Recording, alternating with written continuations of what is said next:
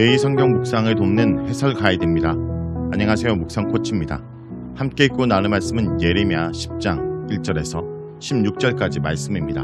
민족들이 섬기는 우상은 아무런 능력이 없는 헛것이지만 여호와는 권능의 하나님으로 이방 사람들의 왕이십니다.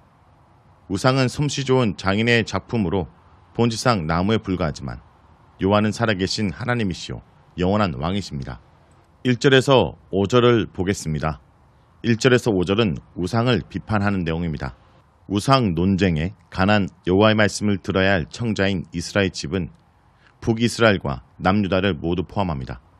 하나님의 백성 이스라엘은 여호와만이 유일하신 하나님이심을 분명하게 알아야 합니다.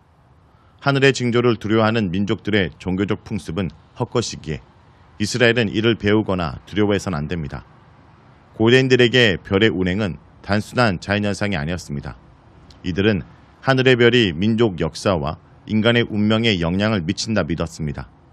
특히 일식과 월식과 해성의 등장은 혼란과 두려움을 불러일으켰습니다.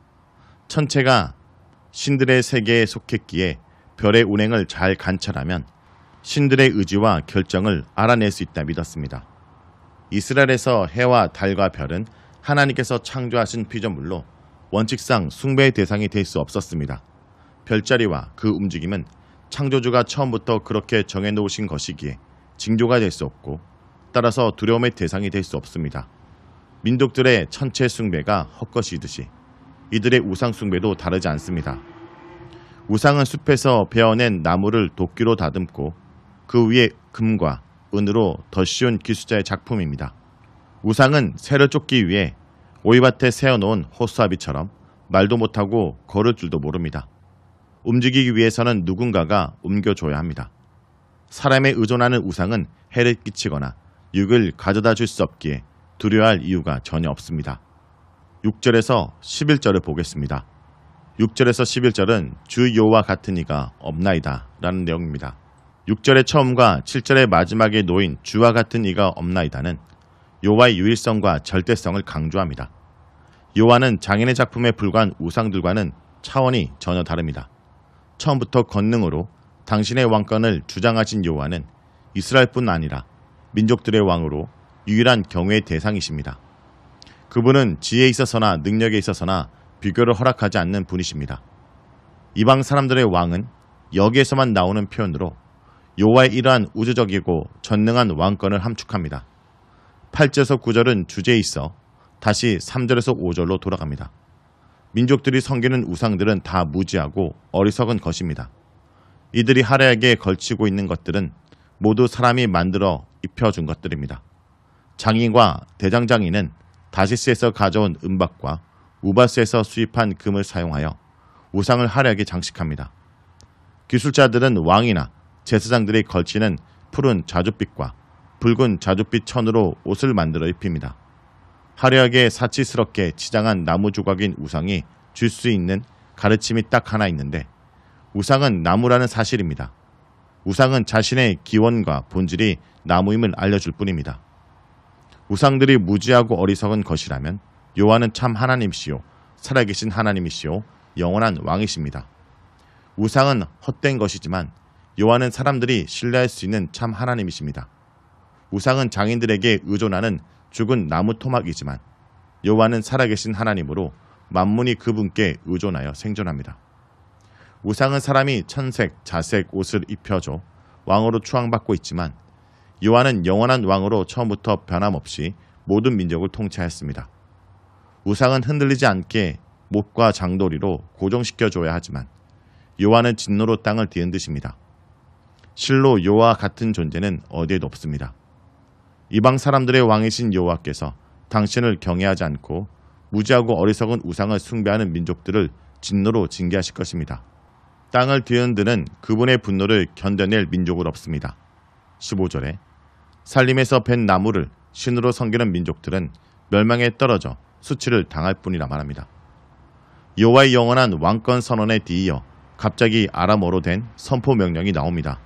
11절에 천지를 짓지 아니한 신들은 땅에서 이 하늘에서 망하리라. 명령을 받은 너희와 말씀을 들은 그들이 누구인지 모호하게 나오지만 아마도 예언자가 이스라엘 사람들에게 여호와의 영원한 왕권을 그분의 진노 아래 놓인 민족들에게 선포하도록 사명을 위임하는 것 같습니다. 헬라로 대체되기 전까지 아람어는 고대 근동의 국제 통령어였기 때문에 민족들에게 전달하는 메시지를 담기에 가장 적합한 언어였습니다. 모든 생물의 생존 공간인 하늘과 땅을 창조하신 분만이 그 가운데 사는 자들로부터 경배를 받을 수 있습니다. 민족들이 신으로 숭배하는 우상들은 장인의 작품으로 숭배의 대상이 될 수 없습니다.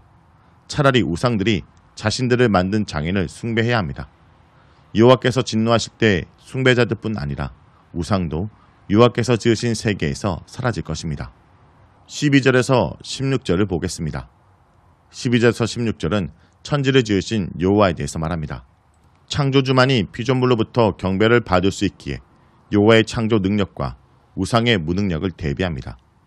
여호와께서 권능의 땅을 만드셨고 지혜로 세계를 세우셨고 명철로 하늘을 펼치셨습니다. 땅과 하늘과 사람들이 살아가는 세상은 여호와께서 만든 것이기에 그 안에서 사는 사람들은 모두 그분의 능력과 명철과 지혜를 찬양해야 합니다. 창조와 지혜의 결합은 바벨론의 지혜에 대한 비판이기도 합니다. 민족들의 지혜자들이 참된 지혜와 명철을 소유한 자들이라면 땅과 세계와 하늘에서 여호와의 권능과 지혜와 명철을 볼 수 있어야 합니다. 우상들처럼 이들은 무지하고 어리석은 자들이었습니다.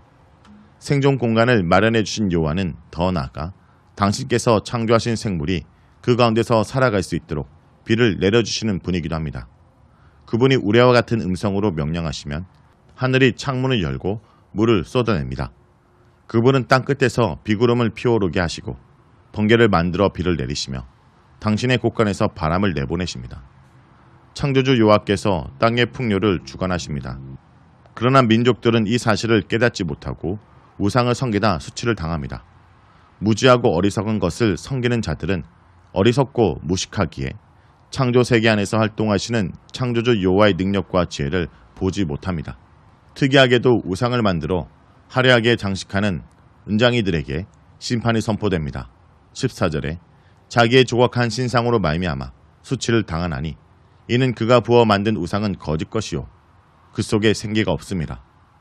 우상은 사람에 의해 신의 자리에 앉혀진 거짓 존재, 곧 그 안에 생명이 없는 나무 토막으로 숭배자들에게 수치만 줄 뿐입니다. 숭배의 대상으로 만들지만 권능과 지혜가 없기에 결국은 조롱거리가 될 뿐입니다. 여호와께서 우상을 만든 자들을 징벌하실 때 우상도 사라질 것입니다.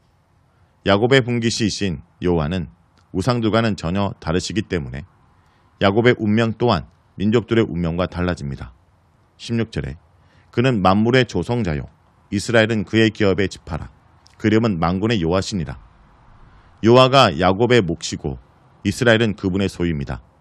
이스라엘은 우상들이 아니라 여호와가 자신들의 몫임을 또 우상들에게 넘겨줄 수 없는 여호와의 개인적인 소유임을 알아야 합니다. 이스라엘은 여호와와 독점적 관계에 있고 언제나 만군의 여호와가 그분의 이름임을 기억해야 합니다. 이스라엘을 기업의 지파로 삼으시고 야곱의 분기시 대신 만군의 여호와를 경배하며 그분께 찬양을 드려야 합니다. 자, 여기까지가 예레미야 10장 1절에서 16절까지 말씀입니다. 오늘 말씀을 통해 우리는 무엇을 묵상하고 적용해야 할까요? 우상과 하나님은 비교될 수 없습니다. 우상이 아무리 아름답고 정교해도 그것은 지혜로운 사람이 만든 한낱 나무와 금속의 변형일 뿐입니다. 감상의 대상일 뿐 경외와 경배의 대상이 되어서는 안 됩니다. 우상이 아니라 하나님만이 참신이시며 열방의 왕들이 아니라 하나님만이 영원한 왕이십니다. 어떤 열강도 그분의 분노를 감당할 수 없습니다. 그러니 교회와 나라의 앞날을 눈에 보이는 권력과 열강에 맡겨서는 안 됩니다. 외모와 의상과 액세서리나 학력으로 내 가치를 입증할 것이 아니라 왕이신 하나님 기뻐하시는 인격으로 우리는 단장해야 할 것입니다.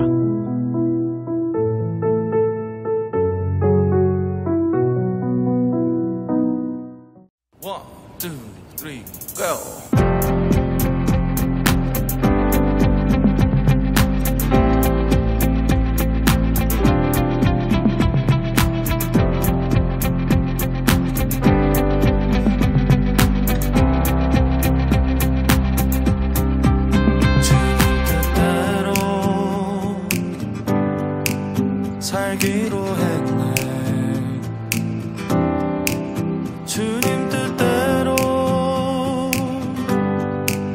살기로 했네. 주님 뜻대로 살기로 했네. 뒤돌아서지 않겠네. 이 세상 사람 날 몰라줘도, 이 세상 사람 날 몰라줘도, 이 세상 사람 날 몰라줘도 뒤돌아서지 않겠네. 뒤돌아서지 않겠네. 어떠한 시련이 와도, 수많은 유혹 속에도 신실하신 주님 약속만 붙들리라. 세상이 이해 못하고 우리를 조롱하여도 신실하신 주님 약속만 붙들리라. 돌아서지 않으리.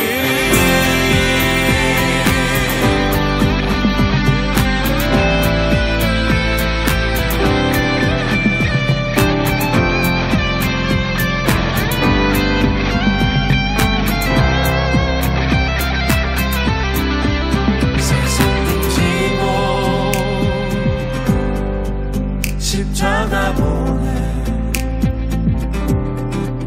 세상 등지고